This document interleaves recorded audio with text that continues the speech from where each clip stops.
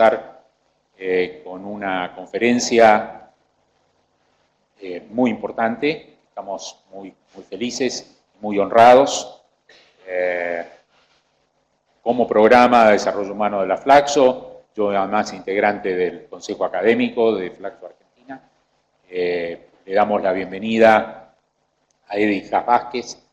Edi Haas es el director superior de las prácticas mundiales de desarrollo social urbano y rural y resiliencia para América Latina y el Caribe del Banco Mundial. Para todo el mundo.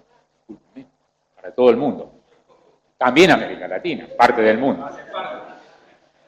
Y nos acompaña también Gesco Henschel, que es el director del Banco Mundial para Argentina, para Paraguay y Uruguay, con sede en la ciudad de Buenos Aires.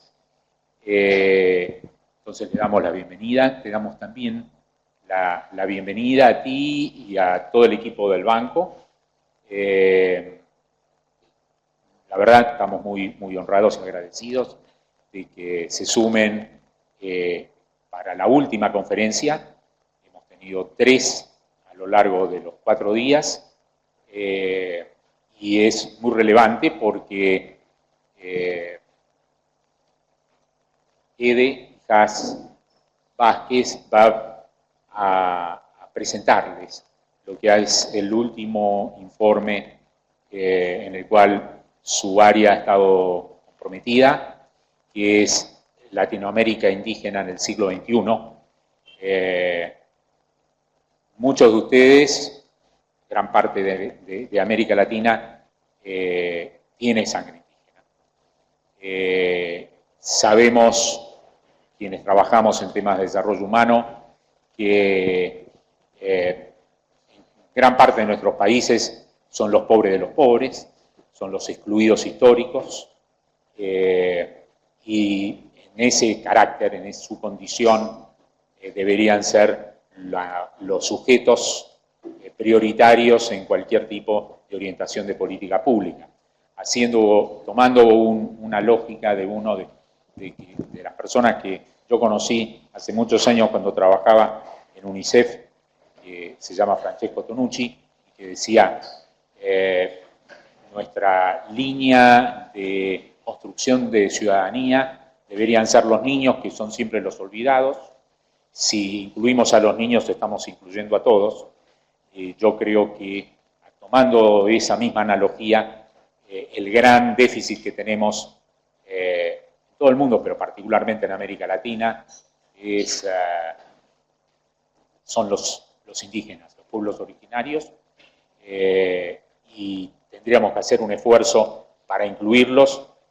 Debería ser el principal indicador de un éxito de política pública, de que si incluimos a los indígenas, estamos seguramente incluyendo a todos y todas. Bueno, una muy breve resumen de una enorme experiencia que tiene Edi Haas Vázquez. Él es ingeniero, obtuvo su título de doctorado de magíster en Ingeniería Ambiental y Civil en el MIT en Massachusetts, en Estados Unidos, con énfasis en hidrología y recursos hídricos. Fue profesor en programas de ciencia y políticas medioambientales en Johns Hopkins, en la Universidad de Tsinghua. Y Edi es ciudadano colombiano y húngaro, y acaba de decirme también que más o menos argentino, porque vivió durante algunos años en su infancia y adolescencia en Jujuy. Y es un ciudadano del mundo a esta altura. Ha vivido y trabajado en prácticamente gran parte de los continentes, tiene una enorme experiencia. Pero primero le voy a pedir unas palabras al amigo Gesco.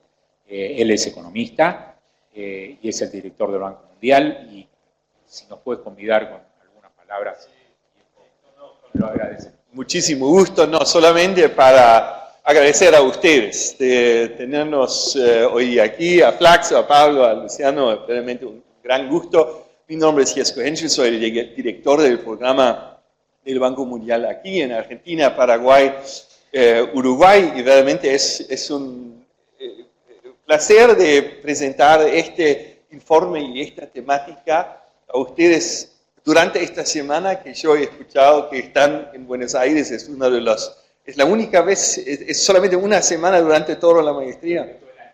Todo el año. Bueno, entonces que estamos realmente muy felices que hay una coincidencia que tenemos aquí y al mismo tiempo que todos ustedes están.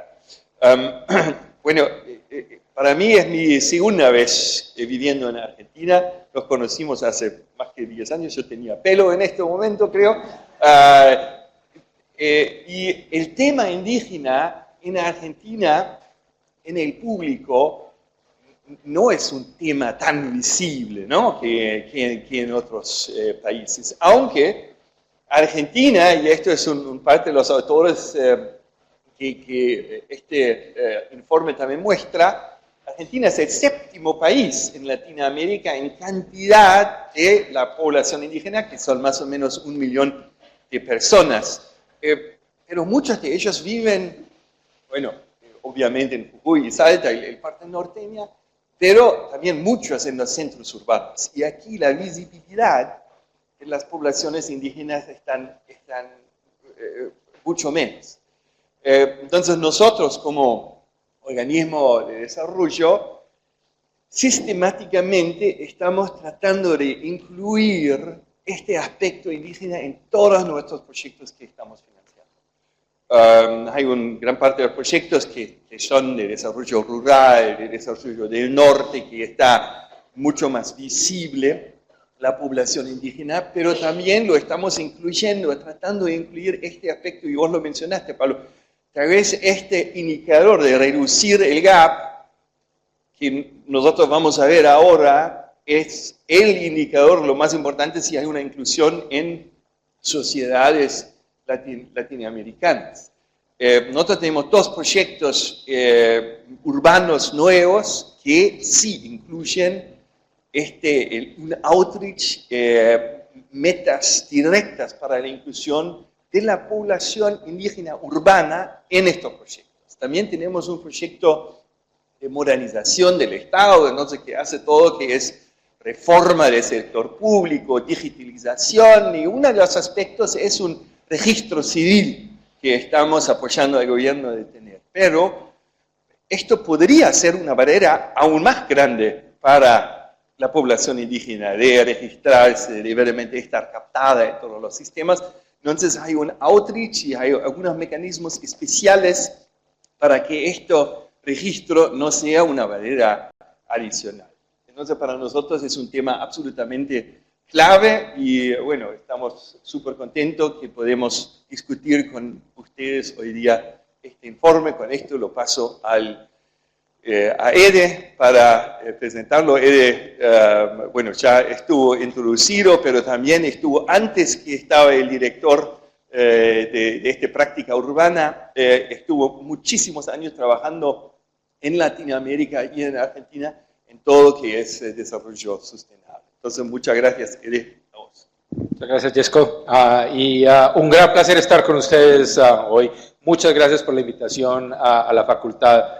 Es una oportunidad única para nosotros poder conversar con todos ustedes, con todos representantes de América Latina y de Europa, en tópicos que son tan importantes. Sobre todo, y el mensaje que sí quiero que se lleven de esta conversación, es que cuando piensen en políticas de desarrollo humano, siempre tomen una pausa y piensen cuáles son las poblaciones excluidas que no están siendo consideradas en las políticas que ustedes están evaluando. Porque uno puede tener unas políticas claras a nivel nacional, unas políticas con las mejores intenciones, pero todas las naciones, las comunidades, los individuos, tienen sesgos que uno ni siquiera nota respecto a poblaciones excluidas. Y hoy vamos a hablar un poco de pueblos indígenas, pero también quiero, a través de la conversación, hablar mucho de poblaciones excluidas de diversa índole. Dentro del Banco Mundial, mucha gente nos pregunta, ¿ustedes por qué miran esta parte de pueblos indígenas? La lógica es la siguiente, nosotros tenemos 2 metas como institución. Primero, trabajar con los países en desarrollo, porque tenemos una oportunidad histórica de eliminar por completo la pobreza absoluta de aquí al 2030 en la generación que ustedes tienen. Es posible que en el 2030 la pobreza absoluta se vuelva parte de la historia antigua de la humanidad. Al mismo tiempo, los países no quieren solo dejar de ser pobres. Los países quieren ser prósperos y las comunidades y los hogares y los individuos y los padres siempre quieren que la siguiente generación sea más próspera que la nuestra. Pero lo que vemos en muchos de los países es que la desigualdad, esa brecha de desigualdad crece de manera muy importante. Y vemos de que países con mayor desigualdad no crecen económicamente tanto. Y por lo tanto nuestra segunda meta es trabajar con los países para que la prosperidad de los países sea bien compartida, que esa desigualdad, esa brecha de desigualdad no se amplíe con el tiempo, que la prosperidad que tienen las poblaciones de menores recursos económicos crezca por lo menos a la misma velocidad que la población en general. Que lo medimos en el término del 40% de la población más pobre no se retrase del resto de la población. Entonces, en el contexto de esas dos metas corporativas, aparte de lo que vemos en muchos países, es que cuando uno tiene niveles de pobreza 50, 40, 30%, entonces las medidas de crecimiento y lograr de que esa creciente marea de prosperidad llegue a todos, elimina de manera muy rápida la pobreza. Y Latinoamérica ha tenido décadas de reducción de pobreza muy importantes. Pero cuando los países empiezan a llegar al 12, 10, 8% de pobreza, esa tradición de que, muy bien, lo que tenemos que concentrarnos es en el crecimiento económico y eso levanta a toda la población, no es tan cierto. Hay grupos de población que están excluidos del crecimiento económico de los países por diversidad de razones. A los pueblos indígenas, a las personas con discapacidades, a las poblaciones LGBTI, los lesbianas, gays, bisexuales, transexuales, intersexuales, a las comunidades de jóvenes radicalizados o los jóvenes en pandillas. Hay toda una serie, los afrodescendientes en América Latina, hay toda una serie de comunidades que están de manera muy seria excluidos de ese proceso de prosperidad. Y entonces, a pesar de que el crecimiento económico y la prosperidad de los países crece, ellos se van quedando atrás.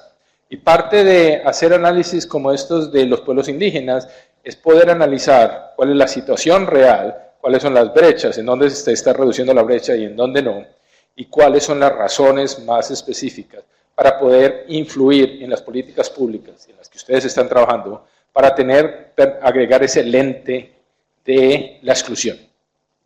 Cuando nosotros analizamos exclusión, y esto se vuelve interesante porque el Banco Mundial siempre ha tendido a tener dentro de sus políticas públicas, la asesoría en políticas públicas a los gobiernos, es primero decir, muy bien, si ustedes quieren aumentar la cobertura en educación, pues primero que todo hay que poner mucho más escuelas. Pero si uno pone escuelas y aumenta la cobertura, digamos, de la infraestructura física y de la infraestructura escolar, los profesores, los equipos, eso no es suficiente para llegar a muchas de esas poblaciones excluidas. Y uno puede llegar a las poblaciones más remotas, pero sigue habiendo cierto grupo de la población excluida. ¿Por qué? Por ejemplo, en pueblos indígenas, a menos puede haber escuelas, pero si la escuela no tiene educación bilingüe o no tiene esas consideraciones para poder acercarse a las comunidades indígenas, esas comunidades indígenas no envían los estudiantes. Entonces, no solo tener la parte de acceso, sino también crear la agencia, crear las oportunidades para que esas comunidades tengan acceso. Pero incluso cuando el sistema educativo tiene las escuelas y tiene ese acercamiento a poblaciones indígenas, encontramos que muchos países no van al colegio. ¿Y por qué? Porque hay normas sociales de permanente exclusión. Y eso tiene unos impactos a generaciones futuras tremendas. Por ejemplo, las poblaciones transexuales en Tailandia, ¿por qué tienen una representación más alta en los niveles de pobreza en Tailandia. Entonces, parte de eso es porque los estudiantes transexuales en la escuela, las normas sociales es de hacerle bullying y de empezar a rechazarlo dentro del núcleo social por ser transexual. La consecuencia es que entonces se sale de la escuela, la consecuencia es que entonces tiene menos oportunidades de trabajo, incluso cuando hay oportunidades de trabajo hay discriminación dentro de la sociedad, y entonces acaban con un problema que es que la sociedad rechaza a estos grupos y no les da un sentido de dignidad como individuos y como comunidad. Entonces, incluso cuando hay acceso a oportunidades, cuando hay fortalecimiento de las comunidades para acceder a esas oportunidades, si no hay un sentido de dignidad de los individuos y de las comunidades excluidas, no tienen acceso. Entonces, muchas de estas poblaciones, por ejemplo, transexuales en Tailandia, lo que acaban es en tipos de trabajo y en tipos de subcomunidades en donde se apoyan unos a otros y logran crear ese sentido de dignidad permanente. Entonces, trabajan básicamente, bien sea en salones de belleza o en prostitución. Y eso hace que los niveles de ingresos sean mucho más bajos y haya una trampa, a pesar de que Tailandia tiene toda clase de promociones para microempresas, tiene toda clase de programas educativos, pero todo ese proceso de normas sociales y de exclusión no solo de los individuos, sino de la sociedad misma, hace que tiene. Entonces, el mensaje que les quiero dar es, de nuevo, cuando ustedes estén pensando en la parte política pública, piensen a ver cómo hay programas específicos para acceder a estas poblaciones, pero siempre hay que preguntarse cuál es la razón por la cual esas poblaciones no están accediendo a los servicios y a las oportunidades que las políticas públicas que ustedes diseñan tienen como intención. Ahora, entonces, es como extraño el Banco Mundial que empiece a hablar de dignidad como proceso. No es como el término típico que ustedes esperan escuchar del Banco Mundial en la parte de finanzas y políticas públicas, pero es importante también como instituciones gubernamentales establecer esas alianzas con organismos, con el sector civil, con el sector privado, para poder también cambiar de alguna manera las percepciones y las normas sociales respecto a comunidades excluidas. Dentro de este contexto, entonces, nos enfocamos hoy en los pueblos indígenas, pero muchas de las cosas que vamos a presentar hoy, ustedes pueden cambiar la palabra pueblos indígenas por personas con discapacidades, o por comunidades LGBTI, o por muchos de esos grupos segmentados, comunidades afrodescendientes. Pueblos indígenas tenemos más datos en América Latina, afortunadamente. Bueno, no perfectos. El hecho de que los censos todavía no tienen suficiente información, de que hay toda clase de problemas de definición, etc. Pero hay muchos más datos, por ejemplo, que en la parte afrodescendiente, o hay muchos más datos que en la parte de las comunidades LGBTI. Entonces, pero muchas de las conclusiones se aplican a estas comunidades excluidas. Entonces, cuando vuelvan a sus países y cuando miren las políticas y cuando miren eso, si ustedes pueden decir cómo, si estamos diseñando esta política o estamos ejecutando esta política, cómo logramos acceder, cómo logramos dar acceso a las oportunidades y también cómo logramos que las instituciones en las cuales ustedes trabajan creen el sentido de dignidad y creen el sentido de apertura a las poblaciones excluidas para que puedan acceder a esos servicios. Empecemos un poco a contar de América Latina. Y parte importante de lo que descubrimos en el reporte es que en América Latina, aquí tenemos, muy bien, en América Latina ha habido enormes progresos en la parte de pueblos indígenas en ciertos indicadores y ha habido retrasos importantes en otros indicadores. Son en total 42 millones de personas, 8% de la población. Entonces se vuelve importante porque no es una población micro. 8% es un porcentaje importante de las naciones a la hora de ejecutar políticas públicas.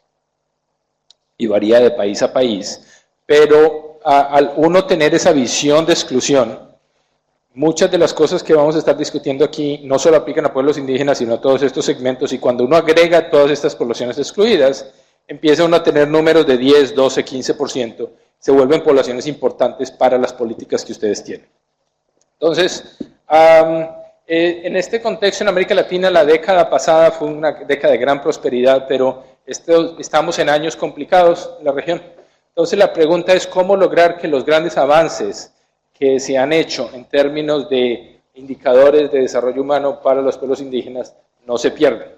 Cómo lograr que las instituciones, las oportunidades, el acceso, el respeto a pueblos indígenas se mantengan en épocas que no son épocas de vacas flacas, ya que pasamos las épocas de las vacas gordas. Ahora, a pesar de que son 8% de la población, cuando uno mira a la población pobre en la región, son 17% de los pobres. Están sobre representados en la pobreza. Son 8% de la población general, son 17% de los pobres. De nuevo, toda esa frase de décadas y un par de centurias de exclusión permanente de los pueblos indígenas se acumulan en este indicador. Entonces, ¿qué dejó la última década dorada a los pueblos indígenas? Primero, pues mucha más visibilidad y participación, y en esos la región latinoamericana ha sido la región líder a nivel global en términos de representación de los pueblos indígenas. Un cambio muy positivo en los marcos jurídicos y políticos de la región, mucha mayor participación y representación de los acuerdos internacionales, del convenio 169 de la OTI. De los 22 países latinoamericanos, 15 han ratificado esa convención, una proporción muchísimo más alta que en otras regiones. Y parte de estos éxitos se deben a que las organizaciones indígenas latinoamericanas están mucho más fortalecidas, llevan mucha más tradición, tienen una voz y una cohesión mucho más fuerte que en otras regiones. Por ejemplo, son mucho más organizados que incluso las poblaciones afrodescendientes en América Latina. Por eso cuando vemos los indicadores, los pocos datos que tenemos de afrodescendientes, los indicadores de estas comunidades son aún peores que los de pueblos indígenas, y parte importante es esta capacidad de organización que tienen las comunidades indígenas. Segunda buena noticia de la década es que se redujo la pobreza y se mejoró el acceso de los servicios del Estado. Entonces, desde este punto de vista, por ejemplo, en Perú, y esto es importante, decir que el pueblo indígena no es necesariamente decir que es pobre, porque ha habido avances muy importantes en esta última década. Por ejemplo, en Perú, el número de hogares indígenas se redujo más de 45%, a pesar de que tienen una población indígena muy importante. En muchos países, la pobreza se redujo en más de la mitad en el segmento indígena. El acceso al agua, el acceso a electricidad, saneamiento, los servicios públicos mejoró de manera significativa en los hogares indígenas. Por ejemplo, y uno de las áreas de mayores avances en términos de pueblos indígenas e indicadores humanos es el acceso a la educación. Y eso es muy importante porque esa construcción del capital humano en las comunidades indígenas es fundamental para un montón de otros indicadores de desarrollo humano. Entonces, primero fue una gran expansión del sistema educativo a las comunidades indígenas. Segundo, una percepción de los ministerios de educación de que había que hacer una aproximación importante desde el punto de vista cultural y lingüístico. Y tercero, una medición más estructurada de los datos en términos de cobertura educativa y finalización del ciclo educativo de los pueblos indígenas. Entonces, esta es un área en donde sí América Latina ha logrado unos avances muy importantes y los usamos mucho como ejemplo para otras regiones del mundo. Sin embargo, todavía hay muchas brechas, y esto es parte de lo que muestra el reporte. Unos avances importantes, pero otras áreas en las cuales lo que decíamos, la prosperidad no fue tan compartida con los pueblos indígenas como con otros segmentos de la población. Por ejemplo, en Perú la pobreza indígena bajó 45%, magnífico, un gran resultado, pero la pobreza no indígena bajó 55%. Entonces, muy bien, estamos mejores, pero no estamos tan bien como los otros, dicen los pueblos indígenas.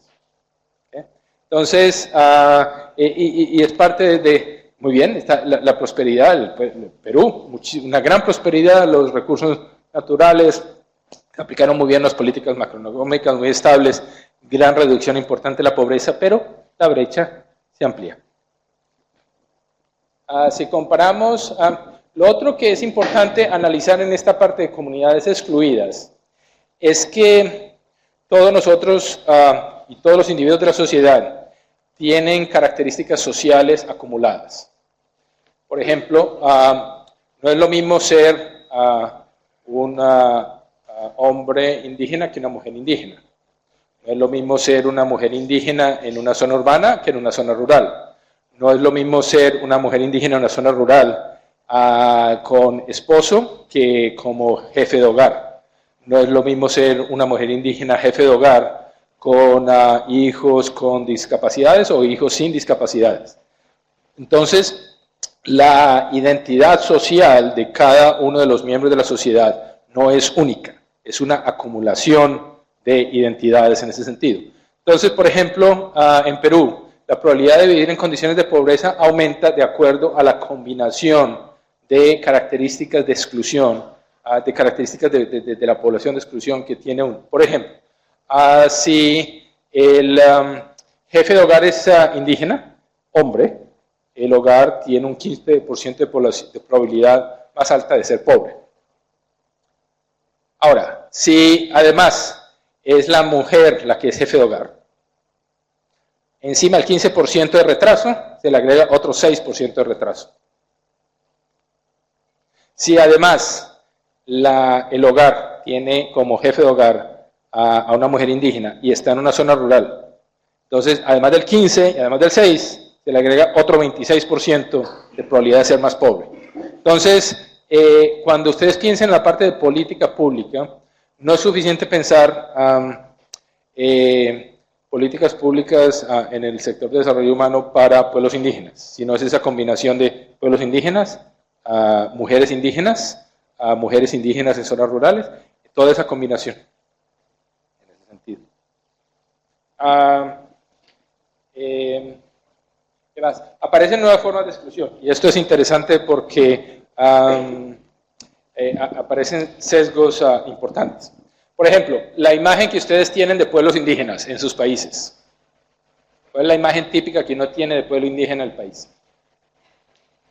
Zonas rurales, o los ejidos en México, o las reservas indígenas en otros países, o las comunidades tribales en otros, ¿cierto?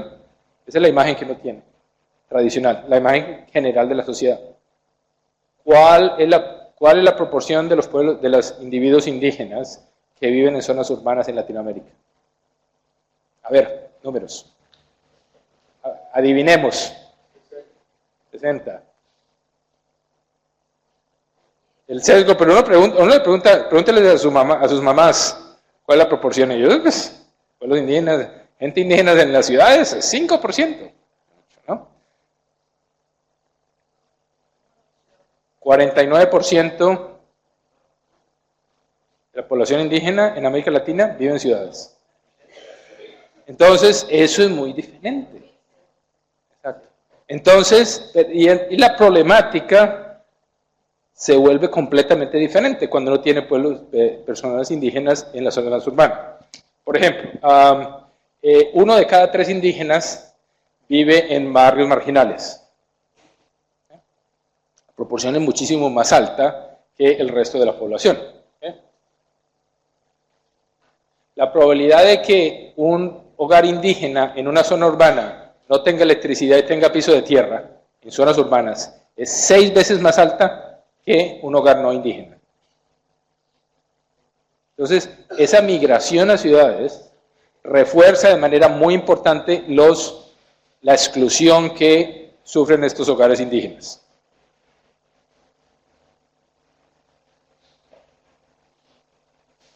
Se atrancó la presentación. Muy bien. El otro tópico que queríamos dar es que no siempre ha habido cuando las políticas de Estado tratan de extenderse a poblaciones excluidas, como los pueblos indígenas, normalmente el nivel de calidad de esos servicios a esas poblaciones excluidas tiende a ser menor y no tiende a tener la sensibilidad, la adecuación cultural necesaria para darles un sentido de dignidad a los usuarios indígenas. Entonces, aquí no tenemos en América Latina, hay un caso muy interesante en India con mujeres de tribus, mujeres, allá lo llaman las comunidades tribales, que vienen a ser pueblos indígenas en India, en donde la proporción de mujeres que dan a luz en los hogares y no en los hospitales es muchísimo más alta que el resto de la población, incluso al mismo nivel de pobreza. Entonces, parte de la pregunta era ¿por qué? Si hay el mismo nivel de acceso en términos de hospitales y de cobertura hospitalaria. Y entonces respondía, no, es que nosotros no creemos ese cuento. Eso no es bueno ir al hospital a dar a luz. ¿Y eso por qué? No, porque ese es muy difícil, es muy costoso. Pero no era lógico porque el nivel de pobreza era bastante parecido. Y empieza uno a conversar, tener grupos de foco más profundizados de qué es eso.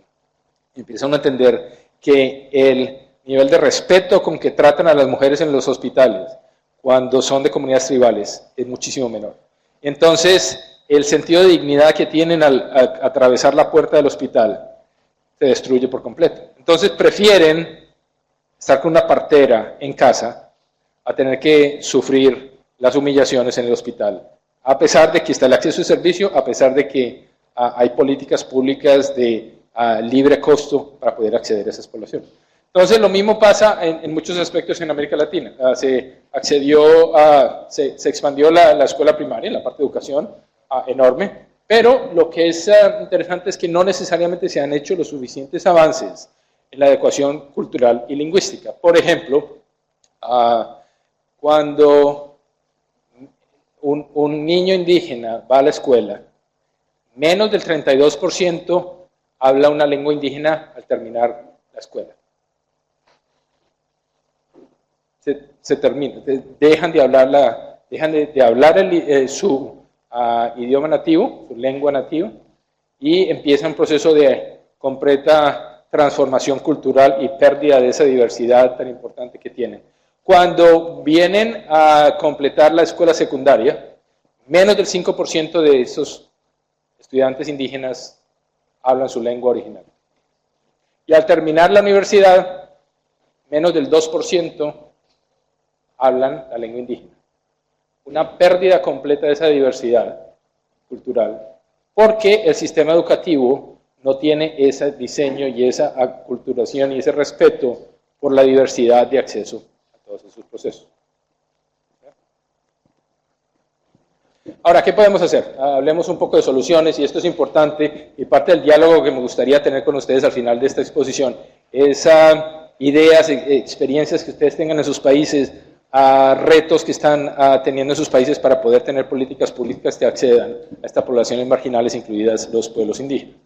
Entonces, lo que nos muestra las últimas décadas es que si están las condiciones, si están todos los actores, tanto públicos como sociedad civil involucrados, y si hay un respeto serio a la identidad, a la cultura, a la cosmología de pueblos indígenas, es posible el cambio. Eso sí puede posible el cambio, pero hay tres condiciones importantes en el proceso. Primero, hay que profundizar la participación.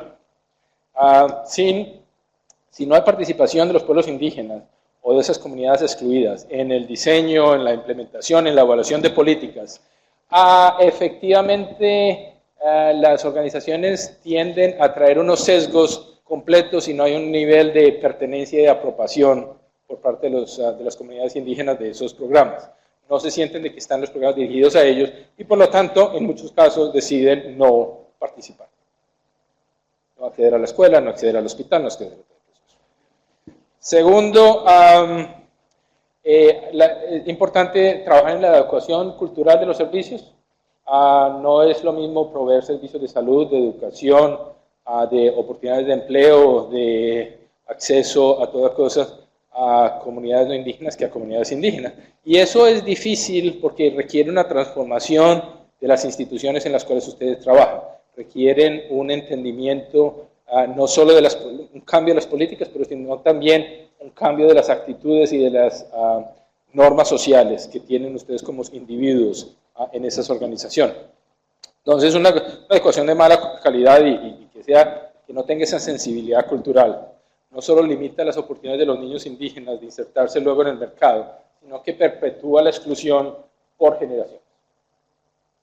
Y tercero, entonces, hay que analizar y tener mucha más información de las realidades actuales de los pueblos indígenas. El hecho de que 50% viven en entornos urbanos, de que las mujeres indígenas tienen esa doble factor de discriminación por ser mujer e indígena, porque incluso hay grupos marginados al interior de las propias pueblos indígenas, de que sus normas culturales excluyen en muchos casos a las mujeres o excluyen a los niños con discapacidades por parte de las creencias y de las cosmologías,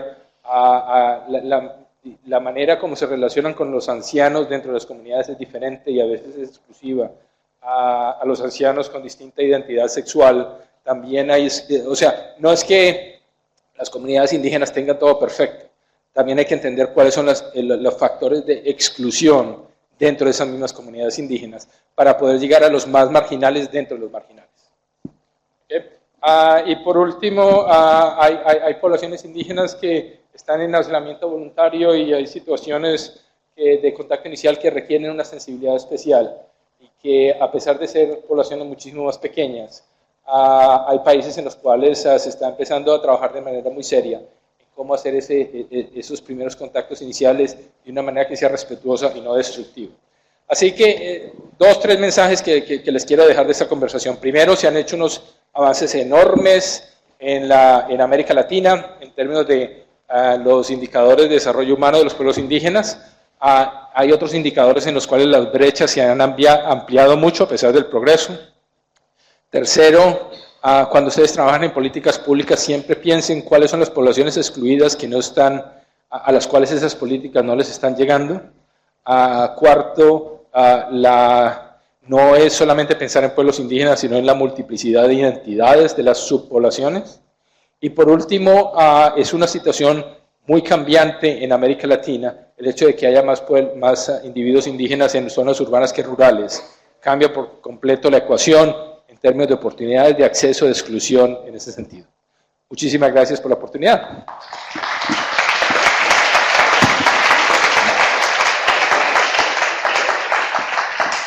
Bueno, muchas gracias, Edep. La verdad que es un informe muy conmovedor por la calidad, por poner rostros, cifras, y creo que todos y todas quienes estamos aquí, de algún modo nos sentimos interpelados porque son situaciones cotidianas en cada uno de nuestros países y en nuestros trabajos. Como nos manejamos, vamos a abrir el espacio de preguntas y quizás entre Luciano y yo vamos a empezar por hacer 2. La primera, las 2 tienen que ver con tratar de vincular lo que acabamos de escuchar del informe con algunas otras conferencias y temas que vimos en el seminario. No sé si tú, Diego, quieres decir algo. Ok. Se nos escapa ya. Muchas gracias. Bueno, disculpas, Aiejo, y muchas gracias por acompañar. Todo el día de ayer y antes también, y forma parte de nuestra agenda, obviamente, se presentó y conversamos y analizamos el tema, tú lo mencionaste, los Objetivos de Desarrollo Sostenible, la Agenda 2030. Dentro de la Agenda 2030, y los días que corren hoy en el mundo que vivimos, estamos muy preocupados por los efectos del cambio climático. ¿Cómo vincularías la situación indígena, de los indígenas, con los Objetivos de Desarrollo Sostenible, con el cambio climático? Gracias, Pablo. Muchas gracias por la presentación, muchas gracias por acompañarnos. Leyendo el muy interesante informe que produjo tu equipo y escuchando tu presentación, yo también quería agregar una pregunta. Tú has observado, además de haber facilitado la recopilación y la sistematización de esta información, has interactuado mucho con gobiernos de esta región, dialogando alrededor de la cuestión indígena, y has dialogado también con organizaciones indígenas seguramente, alrededor de problemas de política pública. Entonces, a partir de esa experiencia que acumulaste en este diálogo, ¿cuáles tú seleccionarías como los principales obstáculos en los procesos de políticas públicas para, por ejemplo, cosas tales como la adecuación de los servicios o el avance sobre los lados más duros de esa segmentación a la que haces referencia? Empecemos un poco con el cambio climático. Los pueblos indígenas tienen una situación dual en esta parte de cambio climático. La mayor parte de recursos naturales que pueden ayudarnos como colchón, como buffer en el proceso de mitigación al cambio climático, particularmente por la parte de bosques, están en zonas que tienen tradición indígena.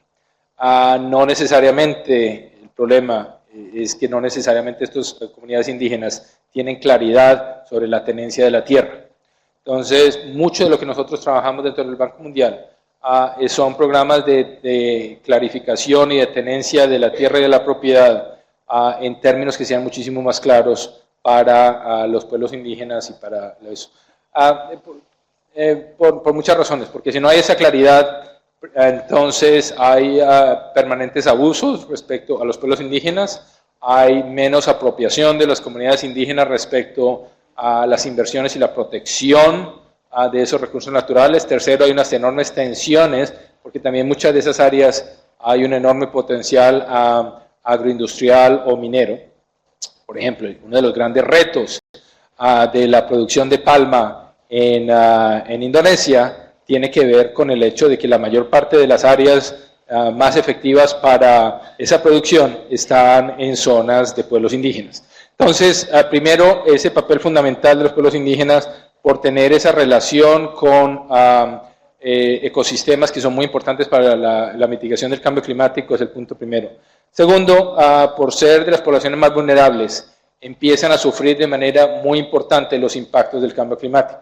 La mayor variación en términos de frecuencia e intensidad de inundaciones y sequías y la mayor vulnerabilidad, la menor capacidad que tienen a enfrentar esa mayor variabilidad están con los pueblos indígenas. Los impactos en términos de ecosistemas y de producción y de capacidad de los ecosistemas acuíferos y marinos, que en muchos de esos casos son el mayor componente de proteína para las comunidades indígenas, la variación de cambio climático los impacta de manera muy importante. Entonces, cómo fortalecer la capacidad de respuesta de estos pueblos indígenas es parte importante de los programas de adaptación al cambio climático en los países.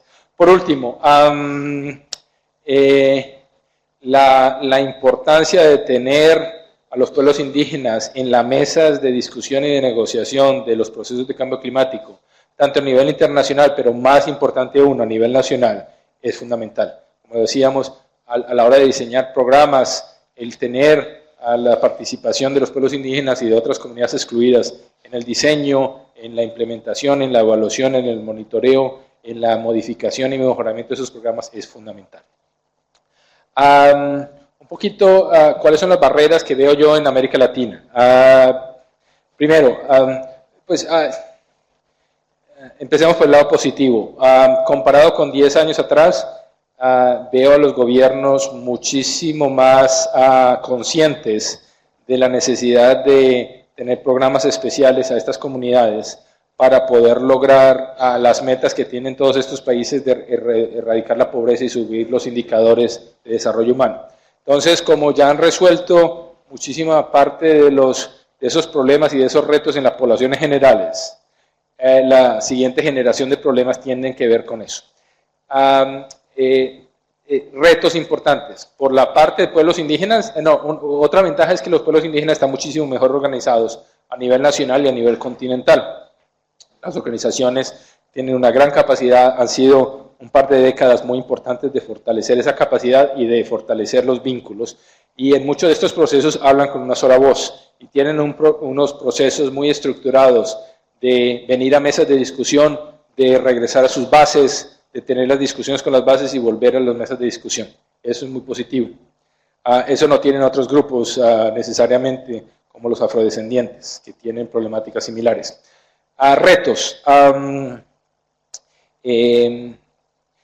Muchos de los gobiernos tienden a pensar que saben qué es lo que tienen que hacer. Entonces empiezan a diseñar desde las capitales programas para pueblos indígenas que están muy lejos, no solo no funcionan, sino que además son irrespetuosos de su cultura y de su cosmología. Por el otro lado, los pueblos indígenas tienden a decir, no es que nosotros somos de alguna manera nación y tienen que respetarnos y por lo tanto nosotros ejecutamos los programas. Pero no tienen tampoco la capacidad de poder decir, este es el programa, esto es lo que necesitamos, esto es lo que queremos. Porque no han fortalecido mucho esa capacidad de organización, pero no la capacidad de ejecución en ese proceso. Ahora, eso no es problema solamente de los pueblos latinoamericanos. Canadá, hace 2 semanas estábamos teniendo una visita de los viceministros de Canadá de distintas áreas, y había una sola viceministra de pueblos indígenas. Entonces, porque hice una presentación muy parecida, y ella decía, es exactamente el mismo problema que tenemos en Canadá, con servicios de salud, con problemas de salud en los pueblos indígenas, la falta de respeto, toda esa cosa. Por último, los gobiernos, tanto como instituciones como individuos, todavía tienen muchos sesgos. Cosas como que, no, es que a los indígenas les gusta vivir allá en el bosque, entonces es culpa de ellos que no quieran ir a la escuela. Y esa cultura no van a salir nunca de la pobreza por ser quienes son. Y no se dan ni siquiera cuenta de que esos sesgos afectan las opciones que analizan y las decisiones que toman. Son los sesgos muy profundos que ni siquiera los individuos se dan cuenta porque es parte de la sociedad. Entonces, romper esos sesgos y lograr de que los individuos digan, no, es que hay que tener unos diálogos diferentes con los pueblos indígenas para poder establecer puentes que permitan mucho mejor comunicación, creo que son parte importante. Ahora, quiero aprovechar a presentarles al equipo, aquí a Hermano y a Santiago, que son parte del equipo, y que seguramente van a tener intervenciones e ideas complementarias muy útiles para ustedes. No sé si quieren decir algo respecto a estas 2 preguntas. No, quizás solo agregar, volviendo al cambio climático, que el tema de afectación de pueblos indígenas tiene como un efecto doble sobre el cambio climático, porque la mayor parte de los ambientes, o sea, no es coincidente que el 80% de la biodiversidad del mundo está en territorios indígenas, es que las acciones sobre el ambiente, por ejemplo en agroforestería, tienden a replicar esa naturaleza, ¿no? Y de hecho hay muchos estudios sobre concentración de biodiversidad y es mucho más alta donde el bosque es antropogénico, ¿no? Donde ha habido intervención. Entonces, no solo que hay unas que son principales víctimas del cambio y que dependen mucho de la naturaleza, etcétera, sino que la naturaleza también depende mucho del accionar agrícola, agroforestal, etcétera. Solo eso. Muy bien.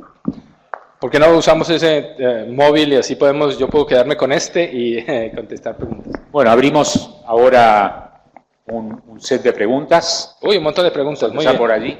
A mí por eso siempre me gusta Lo venir que a en la general universidad. hacemos 5 o 6, tú las Perfecto. tomas en una primera ronda. Claro que yo estoy viejito, me toca tomar nota porque no me acuerdo.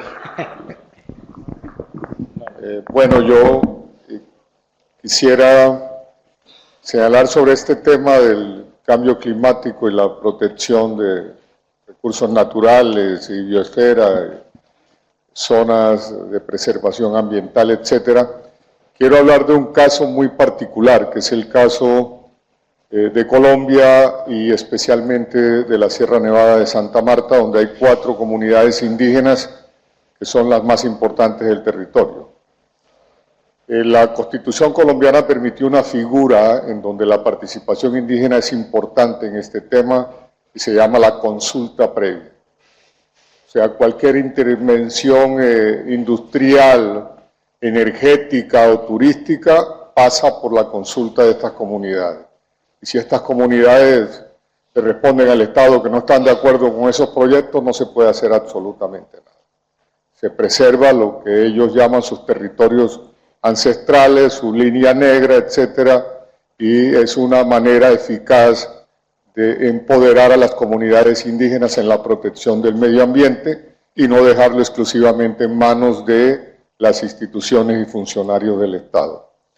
Hay un tema que me parece interesante, que tuve la oportunidad de vivirlo como asesor de políticas públicas con estas comunidades, y es que cuando nos sentamos a discutir una política pública nos dijeron que la Constitución de Colombia también reconoce la multiculturalidad y por lo tanto problemas como los que fueron enunciados aquí, como la pérdida de la lengua al salir de una universidad que creo que fue un 2% o menos no habla ya la lengua, admitieron entonces que estaban procurando una legislación nacional que hacía que las políticas públicas las hacían ellos.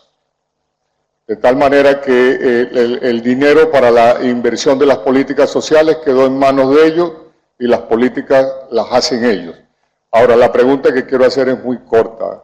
¿Cómo manejar la relación entre la interculturalidad que puede ofrecer el Estado de manera global y la pretensión de multiculturalidad, de reconocimiento de especificidades y derechos muy particulares? Gracias. Le voy a pedir a todos y todas que traten de ser breves y concisos en la pregunta para dar más chance a todos de participar, ¿sí? Buenas tardes. Yo quería enfocarme del sesgo, pero del otro lado. No solo del gobierno y del Estado hacia, o la sociedad en general hacia, sino también de los pueblos indígenas hacia. Porque de pronto, en la misma comunidad, Guayú particularmente, que también queda en la ciudad general de Santa Marta, esa madre indígena que sabe que tiene el hijo desnutrido, que se le está muriendo de hambre y efectivamente lo deja morir. Más allá de esas discusiones de dignidad frente a la llegada del hospital y todo, ahí no hay nada más sino brindar la posibilidad de rescatar ese ser. El indio duerme en la hamaca, pero su mujer duerme en el suelo.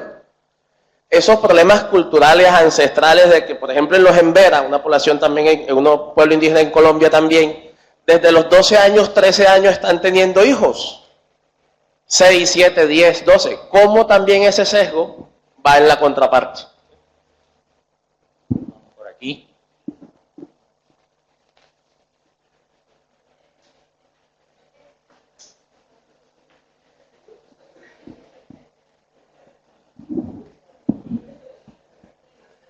Hola, buenas tardes.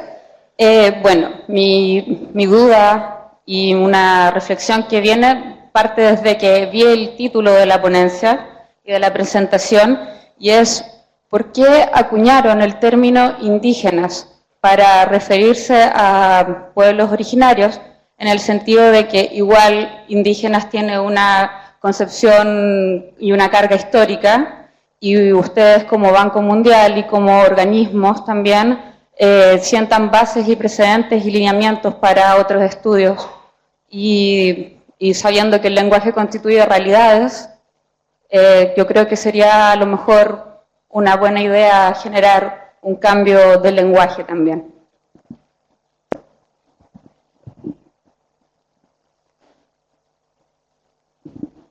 Hola.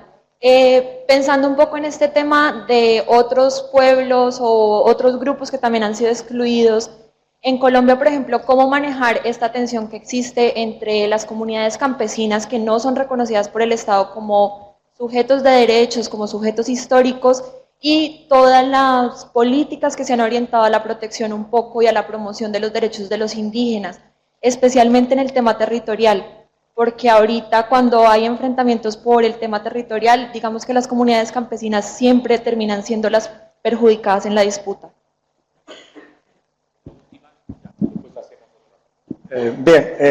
Yo solo quería compartir algo, ¿no? Más que una pregunta. Dos cositas. El movimiento indígena del Ecuador, ellos han pedido que les digan indios, no indígenas. ¿Sí? Ellos han dicho bien clarito, nosotros somos indios, no indígenas. Y lo que quería compartir aquí, ¿no? El movimiento indígena del Ecuador ha sido un movimiento muy fuerte, ¿no? El levantamiento indígena que se dio en el año, no sé si me equivoco, 90, fue una cuestión, un boom. Mucha gente vio este movimiento indígena como algo esperanzador, ¿no? Como algo esperanzador. Pero realmente en los últimos años el movimiento indígena es un movimiento muy fraccionado, ¿no? Bueno, le echaban la culpa al gobierno, pero también la culpa es de ellos. Las ambiciones de ellos han sido muy personales. Tal es el caso de que a ellos no les ha importado hacer agenda con la derecha más recalcitrante del país. O sea, en conclusión lo que quiero decir, o sea, ellos han caído en los mismos males de todos. Bueno, vamos a devolverle la palabra a Eddie y luego hacemos una segunda ronda de preguntas. No lo voy a contestar en orden, sino que voy a tratar de cubrirlas en una manera más secuencial. Efectivamente, los términos son muy importantes. El lenguaje que se utiliza en estas discusiones es muy importante y por lo tanto tener esas conversaciones previas con las comunidades excluidas para poder ser respetuosos de las identidades y tener una sensibilidad cultural para poder abrir el diálogo es muy importante. Parte de esa pregunta, por ejemplo, el término de pueblos indígenas fue parte de la discusión de cómo se iba a llamar el reporte, si iba a ser pueblos autóctonos, indios, etc. Y este fue más o menos el consenso con el que se acordaron. Cuando trabajamos en Asia del Este, para ellos pueblos indígenas no funciona, ellos son minorías étnicas. Cuando trabajamos en Asia del Sur, ellos no son pueblos indígenas, sino comunidades tribales. En África tenemos un gran reto porque hay muchas constituciones en donde se dicen no hay pueblos indígenas. Y es más, parte de la identidad de muchos de estos países, al haber salido esas grandes masacres que ustedes se acuerdan en Ruanda, muchas de ellas fueron por etnias, quienes en términos de retos en ese proceso, y la Constitución dice no hay pueblos indígenas, todos estábamos aquí al principio. Entonces se vuelve muy complicado porque sí hay comunidades muy excluidas que tienen un contexto cultural y cosmológico y de comunidad muy diferente. Y es un reto enorme tener una definición de cómo llamarlos y cómo identificarlos. Entonces, completamente de acuerdo de que los términos que se utilizan son importantes y esa fue parte de la discusión de cuál término se iba a usar en el reporte, no fue algo que impusimos nosotros. Y es algo que conversamos precisamente. Y el término a veces cambia. Este es regional, en donde es un consenso con las organizaciones, pero a nivel nacional cambia a veces cuál es el término que utilizamos. En términos de las normas sociales, efectivamente al interior, cuando uno empieza a trabajar como políticas públicas con las comunidades, también hay que, y yo mismo lo decía, los sesgos que hay dentro de los grupos marginales, dentro de estas comunidades marginales son muy importantes. Cómo tener conversaciones respecto a a exclusión a ciertos subgrupos indígenas es parte importante de poder hacer ese reto. Cuando hay normas sociales de exclusión de género, se vuelve muy importante tener esa discusión con los pueblos indígenas. Cuando hay exclusiones, en muchos de estos de comunidades indígenas, por ejemplo, los niños con discapacidades tienen una cosmología en la cual eso es una penalidad que le toca a la familia o al padre por haber hecho algo malo. Y entonces, por lo tanto, es como lo ven como una carga y por lo tanto no invierten en el niño, no invierten en la educación, tienen un sesgo dentro de su cultura. Entonces, parte de esas conversaciones a la hora de tener programas que puedan acceder a esa minoría es fundamental.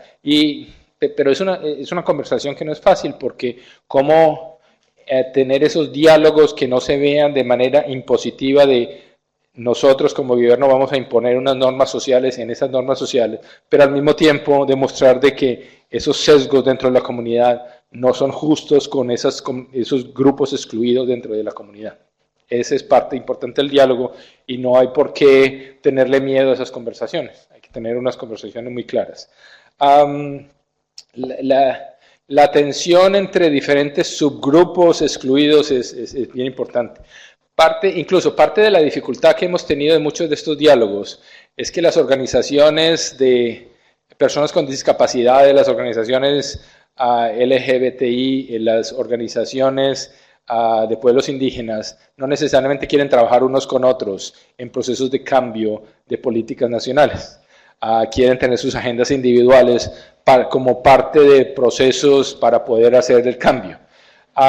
Y cuando hay comunidades que no están tan organizadas como los afrodescendientes o los campesinos, que tienen factores de exclusión diferentes, es muy importante lograr abrir esos espacios de diálogo y esas representaciones para poder escuchar esas voces y poder empujar la cosa.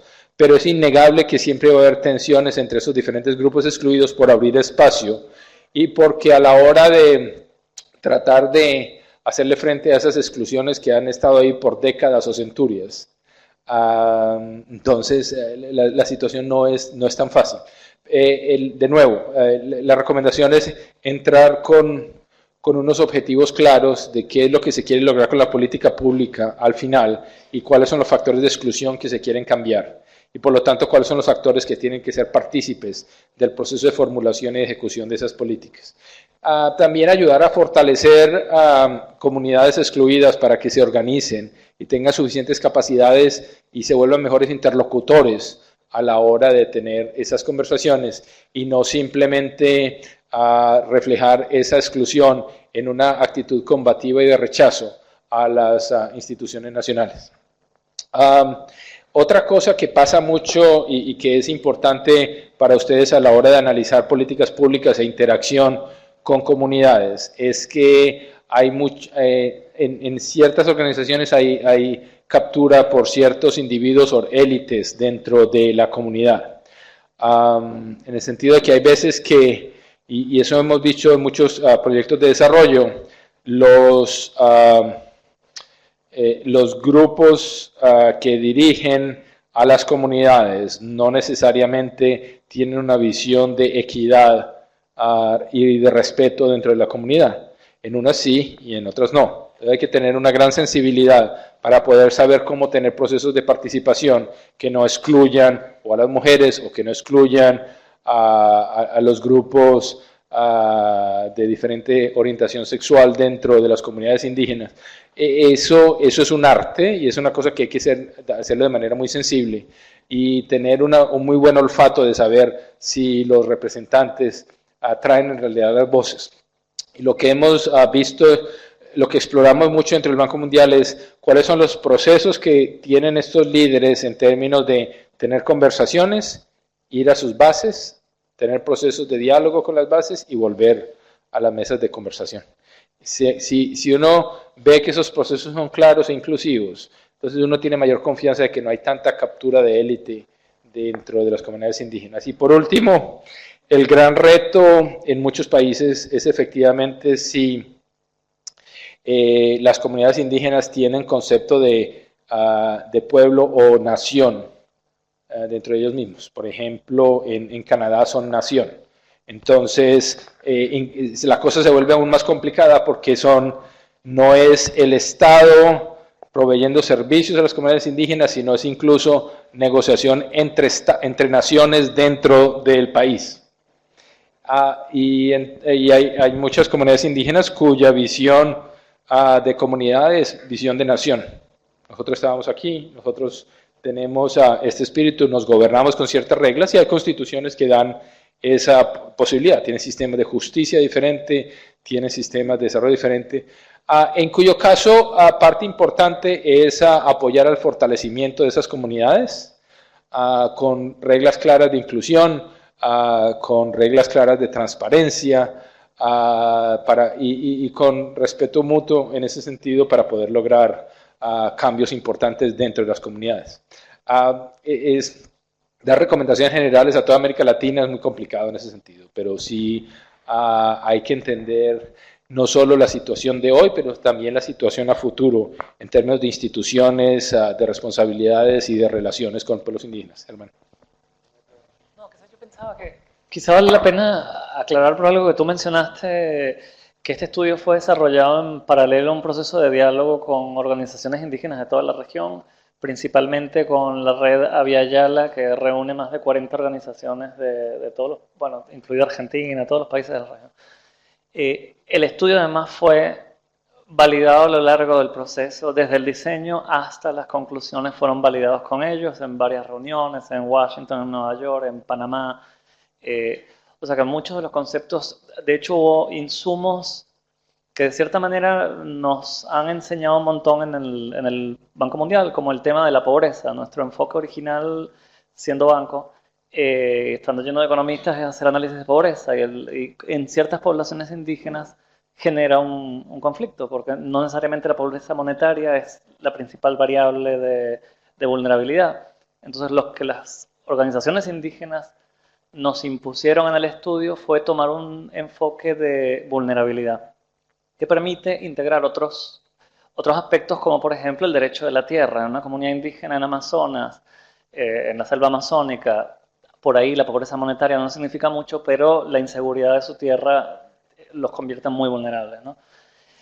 Eso, como cosa interesante, se ha ido permeando en el banco en otras agendas de investigación, en las que a través del reporte, a través de diálogos, incluso en las alianzas con países, en análisis de la situación del país para después hablar con los gobiernos, es un enfoque que está pegando porque nos permite hablar de gobernanza, de otros aspectos de vulnerabilidad que por ahí son tan relevantes o más relevantes que la pobreza monetaria.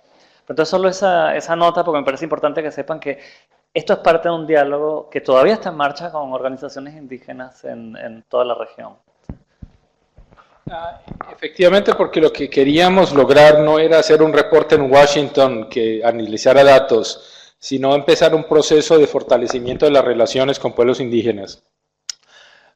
Porque nosotros como institución también tenemos que reconocer que nuestros procesos de consulta a nivel de estrategia de país o a nivel de estudios o a nivel de recomendaciones no siempre han tenido el suficiente acercamiento a pueblos indígenas, y en muchos de estos casos las conversaciones no han sido muy productivas por captura de ciertas élites de grupos con ciertos intereses que no necesariamente representaban a los verdaderos pueblos indígenas. Parte de lo que queríamos hacer con el estudio es abrir espacios de diálogo y conocerse mutuamente para saber quiénes en realidad son los buenos, los representantes fieles y más auténticos de estas comunidades, para nosotros también como institución cambiar nuestras perspectivas y abrir espacio de diálogos en diferentes aspectos de nuestras operaciones. Gracias. Quizás hacemos la segunda y última ronda de preguntas.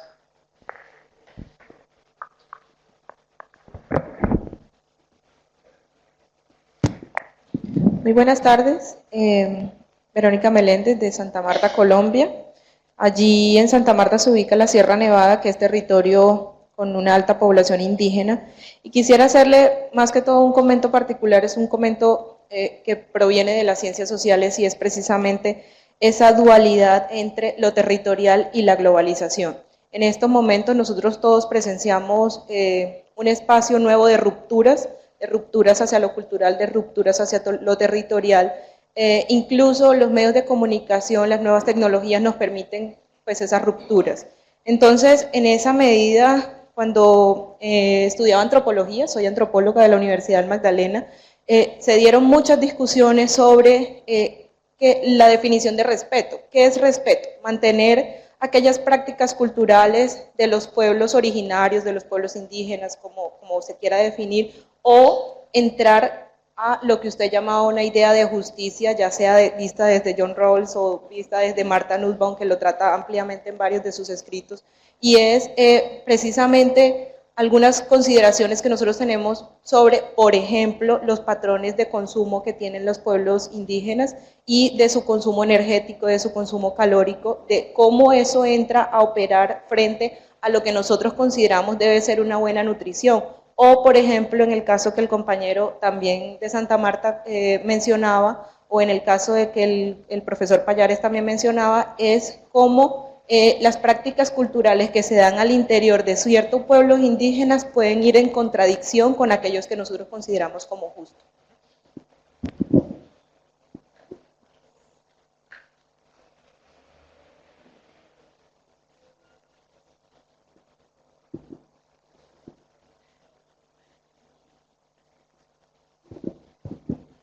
Buenas tardes. Mi inquietud va con respecto al tema educativo. Tú dices que el tema educativo amplía en cobertura y en acceso. Me gustaría saber hasta qué punto cuando ese acceso a la educación no tiene un enfoque étnico propio, no atenta contra las comunidades. Hasta qué punto es positivo en el sentido de que van perdiendo sus culturas propias y se van occidentalizando.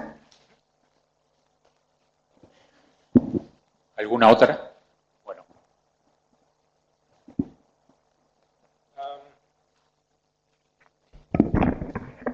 Efectivamente, y parte de lo que dice el reporte es que no es suficiente tener el acceso básico a educación, sino cómo se hace esa educación. Y de que esa aculturización y esa pérdida de idiomas, de culturas por la educación hace un daño muy enorme. Sin embargo, sí hemos visto países en los cuales han logrado tener ese balance de manera muy respetuosa y parte de lo que queremos llamar la atención en el reporte es ese proceso. La situación se vuelve más complicada con la situación cambiante de los pueblos indígenas en los contextos urbanos, en donde hay una mezcla de los hogares indígenas con hogares no indígenas y esa conexión. Entonces ahí entra de manera muy especial a la necesidad de los ministerios de educación de empezar a identificar a esos hogares especiales y tener programas que apoyen en los barrios de menores ingresos la identificación y la conexión para poder reconectarse con su cultura y con su idioma a través de programas especiales suplementarios dentro de los colegios. Y es un reto mucho más importante que en zonas rurales son comunidades indígenas claramente identificadas, en donde es más fácil poder hacer mejor enfoque y mejor programación cultural cuando las comunidades son más homogéneas. Entonces, ese es el segundo mensaje a futuro, de que la situación cambiante y la urbanización de las comunidades indígenas agrega un reto a la hora de diseñar políticas públicas en ese sentido. Repito de que las normas sociales y entender un poco cuáles son prácticas que no necesariamente son las mejores para poder tener los resultados que se quieren en términos de indicadores humanos. Prácticas de nutrición, prácticas de cocina y contaminación del aire dentro de los hogares indígenas. Pero lo que es importante es también tener procesos de diálogos en los cuales las prácticas actuales que entran en contradicción también porque no es que la cultura o la cosmología de esa comunidad indígena quiera tener hijos desnutridos. Entonces, entender cuál es dentro de su lógica, si en realidad es parte importante tener hijos con nutrición y hijos que tengan mejor prosperidad, que es en realidad en los pueblos indígenas, no hay ningún pueblo indígena que piensa que es mejor que tener la siguiente generación peor que la actual. Entonces, tener unos diálogos a los cuales mostrar de que hay otras maneras de lograr ese objetivo y que a veces es necesario cambiar las prácticas que se consideran tradicionales para lograr ese objetivo, es parte muy importante de ese diálogo cultural. Tener entonces especialistas, antropólogos, especialistas culturales dentro de nuestras organizaciones que puedan cambiar de alguna manera la perspectiva de la institución, pero también abrir puentes de comunicación con esas comunidades es fundamental. Por ejemplo, tener en los ministerios de energía antropólogos que puedan tener esa aproximación para saber qué estilo de energía, de servicio de energía es el más adecuado para estas comunidades y para lograr lo que quieren como objetivo y como eliminar su concepción de pobreza, es fundamental. Pero no muchos ministerios de energía tienen antropólogos por esa visión. Pero es de nuevo, al no tener antropólogos, entonces son ingenieros que lo único que quieren es extender los cables de energía para poder dar un cierto estilo de energía, que es lo que están acostumbrados, y pensar que todo el mundo quiere tener un bombillo y un refrigerador, siendo que en realidad para ellos tal vez es más importante tener otras soluciones energéticas que estén más de acuerdo con su cultura y con su cosmología. En términos de la globalización, es interesante, y esto sí aprendí yo de las comunidades indígenas en Estados Unidos, en donde el hecho de que son tan globalizados y de que hay ahora esta explosión de comunicación y de medios sociales, permite la construcción de comunidades virtuales indígenas, incluso si están en zonas urbanas o están en comunidades dispersas. Entonces hay muchos ahora grupos indígenas que no están en reservas indígenas en Estados Unidos, sino que están en las ciudades y que se arman su grupo de Facebook y empiezan a tener puntos de contacto y construcción de comunidades virtuales que les permiten reconstruir esa identidad cultural a pesar de que no están juntos en el mismo espacio físico. Entonces, mucha gente piensa que toda esta globalización es una ola destructiva de las culturas, pero también vemos que es una oportunidad de rescate de estas comunidades que si no tuvieran esos espacios de comunicación, efectivamente perderían esa identidad cultural. Muchísimas gracias, Ede. Creo que merece Ede, merecemos todos.